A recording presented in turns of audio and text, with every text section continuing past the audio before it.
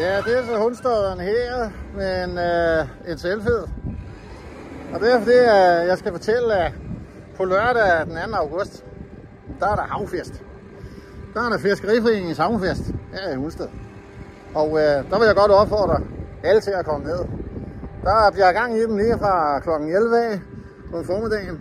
Og der bliver alle mulige sjove ting, som vi skal se på. Der bliver noget tyndroning, og der bliver noget tovtrækning og noget pålidelighedsejlads, og hvad har vi. Så det er bare at komme ned og se det.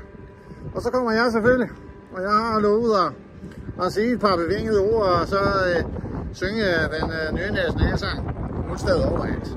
For det er jo sandt. Der er jo ikke noget over Hundested.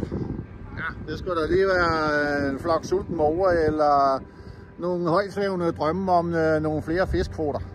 Men ellers, så er der ikke noget over Hundested. Så jeg vil bare sige til jer alle sammen, den 2. maj kl. 11 derudad, der kommer ikke til at mangle noget til hverken vådt eller tørt. Faktisk så kommer der både fiskfiléer, man kan spise, og der kommer noget, man kan skylle dem ned med. Det kan jeg godt love herfor. Og ellers så bliver der bare festet derude hele dagen. Så det er altså på lørdag, den 2. august. Bare se at komme. Ja, det tror jeg, det er det. Så siger jeg, skifter er slut.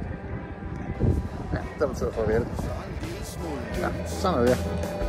Jo. Vi er som vi er, og vi er ligeglade med, hvad andre synes.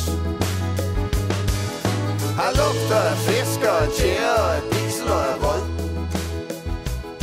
Men vi er gode nok på bunden, hvis du ellers har lært at trække vold.